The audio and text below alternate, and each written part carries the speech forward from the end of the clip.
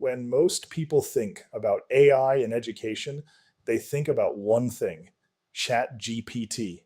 Students typing questions into a chatbot and getting answers back. Maybe a teacher generating a lesson plan. And look, that's part of it, but it's about a third of the picture. There are two entire categories of AI in education that most people don't really think about. And those two missing categories, they're where the real transformation is happening. Hey, I'm Dr. Brian. Welcome back to the AI Educator.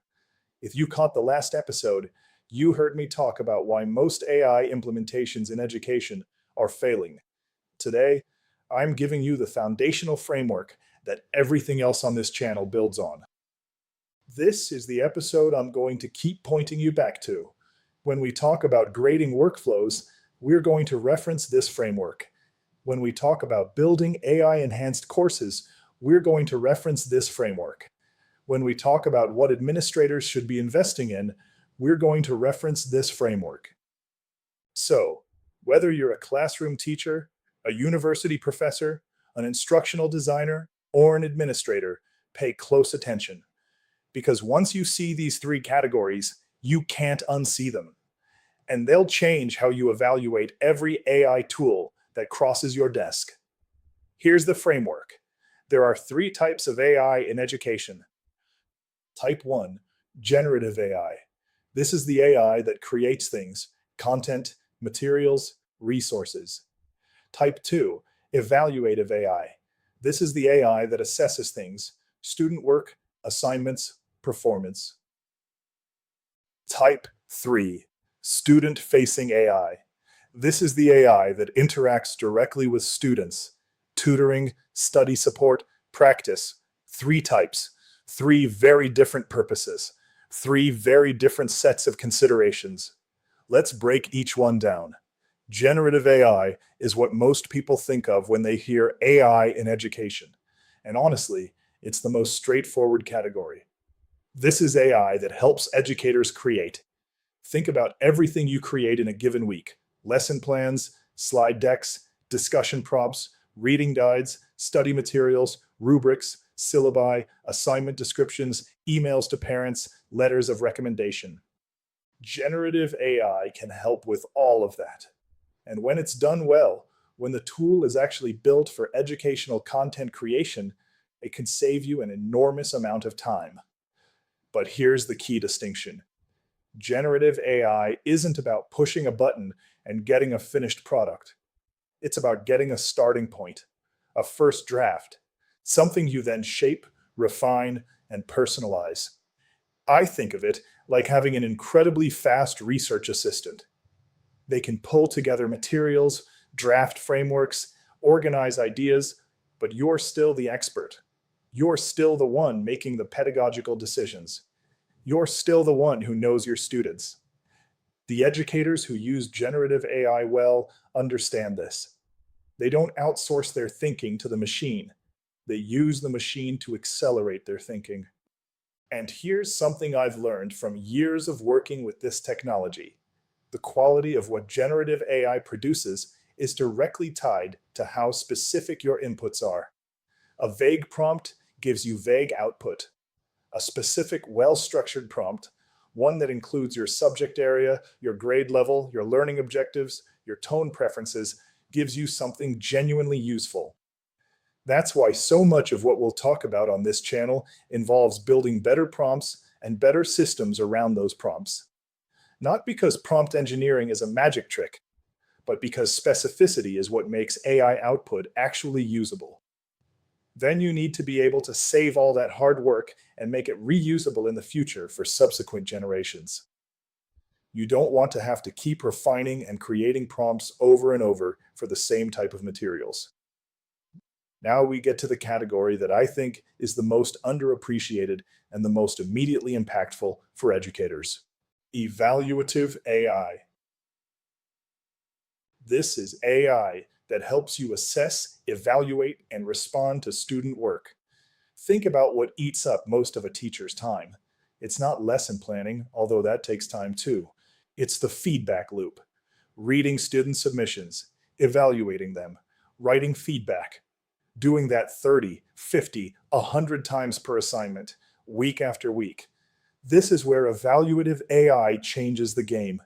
And here's the crucial concept I want you to understand: the editing versus creating workflow. When you sit down to write feedback from scratch, you're creating. You're staring at a blank comment box, reading the student's work, formulating your thoughts, and typing out your response. That's cognitively expensive. It takes a lot of time and a lot of mental energy. But what if, instead, you had a draft of feedback already written? Something based on your rubric, aligned with your standards, personalized to that specific student's submission. Now, you're not creating feedback, you're editing it. You're reading through, adjusting the tone, adding a personal touch, fixing anything the AI got wrong. Trust me, it's going to get things wrong. But the more refined the prompt is, the fewer things it will get wrong. Editing is dramatically faster than creating. We're talking about cutting feedback time by 50, 60, sometimes 70%. And this is important. The quality of the feedback often goes up, not down. Because when you're editing rather than creating, you have more cognitive bandwidth to focus on the substance. You catch things you might have missed when you were just trying to get through the stack. And AI can grab details from the submission and enter that into the feedback, making it feel more personalized to that student's submission. Now, I want to be very clear about something. Evaluative AI does not mean the AI is grading your students. You are still the evaluator. You are still the one making the final call. The AI is a drafting tool. It generates a starting point for your feedback, and you refine it. This is where the human stays firmly in the loop, and it has to stay that way. Students deserve human judgment in their evaluation. But that human judgment can be supported by AI in a way that makes the process faster, more consistent, and frankly, more humane. Because a teacher who isn't drowning in grading is a teacher who can give more thoughtful, more personal feedback. There is a better chance that student 1 gets the same level of attention and rigor as student 50.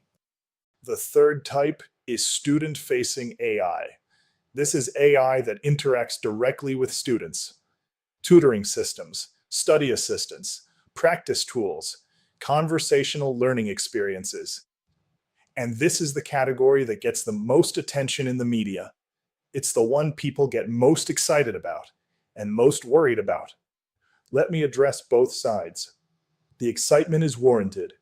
The idea of every student having access to a patient, knowledgeable, always available tutor is genuinely powerful. Think about what that means for a first-generation college student who can't afford a tutor. Think about what that means for a student who's too embarrassed to ask a question in class. Think about what that means for someone studying at 2 in the morning, because that's the only time their schedule allows. Student-facing AI has real potential to democratize access to support that has historically only been available to privileged students. But, and this is a big but, there are legitimate concerns, and we have to be honest about them. First, accuracy. AI models can and do produce incorrect information. When that wrong information goes directly to a student without a teacher in the middle, the stakes are higher. Second, dependency. If students learn to outsource their thinking to AI, if they use it as an answer machine instead of a learning tool, we haven't helped them. Third, and this is the one I think about a lot, perception. Right now, many educators see student-facing AI as a threat, as a cheating tool. And honestly, that perception isn't entirely wrong, because a lot of students are using general-purpose AI to shortcut their learning rather than enhance it. But here's what I believe. The answer isn't to ban student-facing AI. That ship has sailed. The answer is to build better student-facing AI, tools that are designed to guide students through thinking rather than give them answers. Tools that ask questions instead of just answering them. Tools that make the learning process visible and accountable. Let me give you a real-world example of this from our past. When people started downloading music, the music industry, the RIAA, tried to stop them. They spent time suing people rather than adjusting to the reality of what the world had become. Apple saw this as an opportunity. They gave people the option to easily download individual songs. People started choosing to pay for the music they wanted rather than steal it. But what happened to the actual owners of the music? They had to pay a cut to Apple. The lesson here is if you give people something that allows the use of the new technology in the way you want them to use it, they often will. Most students want to learn, but all they really understand about AI is how to get it to give them the answer. Let's give them the tools to learn with it and build to the solution through AI interactions. Another important aspect of this is most students don't want teachers replaced by AI. If you give students an assignment where they interact with AI for classwork, they tend to reject it. Why am I going to school when I could just ask AI? This is a valid question. They don't see the design and purpose behind it yet. Right now, they just see a lazy teacher not doing their job. I've had students express they would rather have a worse answer from me than an AI generated answer. So, we're not there yet across the board, but we're getting there. And in future episodes, we'll dig deep into what good student facing AI looks like versus what bad student facing AI looks like. Now, I want to zoom out for a second and talk about something that connects all three types. In every single category, generative, evaluative, and student facing, the human stays in the loop. That has to be a fundamental aspect of its use. For generative AI, the educator reviews and refines the content before it reaches students. For evaluative AI, the educator reviews and refines the feedback before it goes out. For student-facing AI, the educator designs the parameters, monitors the interactions, and intervenes when needed. This isn't AI replacing teachers. This is AI amplifying teachers, and that distinction matters more than anything else we'll ever discuss on this channel. I've heard the fears. AI is going to replace teachers. No, it isn't. What might happen is teachers, or people in general, that don't embrace AI in their work may be replaced by those that do. But what AI can replace is the drudgery, the repetitive, time-consuming tasks that keep us from doing the thing we actually went into this profession to do: connect with students and help them learn. Let me make this concrete with a quick example for each type. Generative. A high school history teacher needs to create a document-based question activity for her AP class. Instead of spending 2 hours finding primary sources, writing analysis prompts, and formatting the handout, she uses a generative AI tool designed for that purpose. She inputs the topic, say the causes of World War I, specifies the skills she wants students to practice, sourcing and contextualization, and gets a complete first draft in 3 minutes. She spends 15 minutes reviewing and tweaking it. Total time, 18 minutes instead of 2 hours. And the quality? Just as good, because she still made every pedagogical decision. In my case, often better, because it includes things I sometimes overlook that make instructions more clear to students. Evaluative. A college writing instructor has 40 students who just submitted argumentative essays.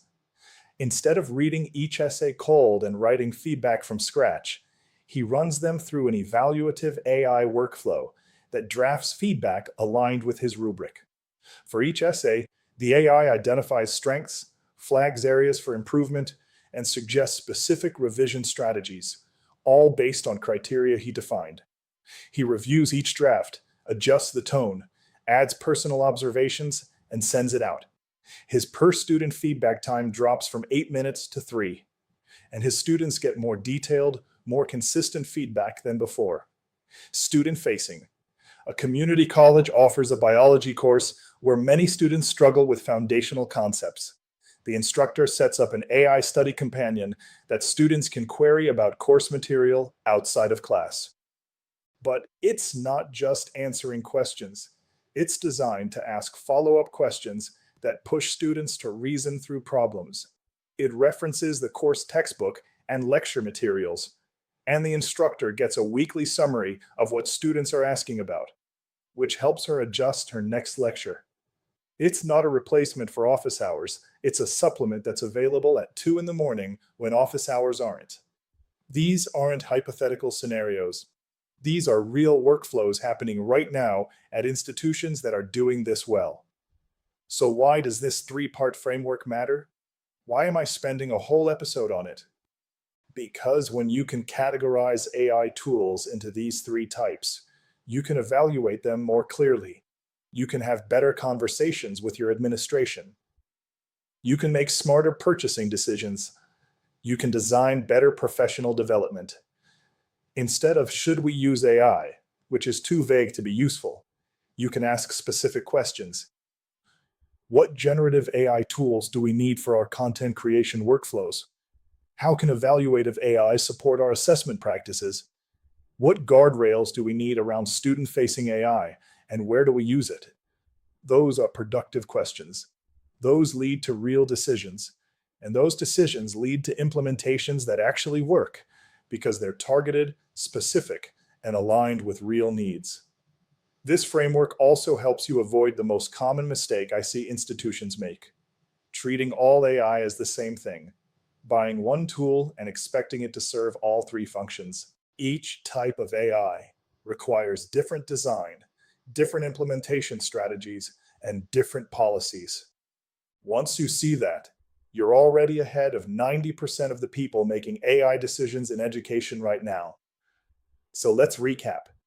Three types of AI in education: generative, AI that creates content and materials to support your teaching. You provide the expertise, the AI accelerates the production. Evaluative, AI that helps you assess and respond to student work. The editing versus creating workflow. You stay in the driver's seat, but the AI handles the heavy lifting of first drafts. Student-facing, AI that works directly with students. Enormous potential, real concerns, and a critical need for thoughtful design and oversight. Across all three, the human stays in the loop. Always. This is the framework. Bookmark this episode. Come back to it, because everything we do on this channel connects back to these three categories. Next episode, I'm going to get personal. I've been building AI tools for educators since 2021, since before most people even knew what a large language model was. I'm going to share what that journey has looked like, what I got wrong, what I got right, and the lessons that only come from actually building and implementing this stuff in real classrooms. I'm Dr. Brian. Thanks for watching. I'll see you in the next one.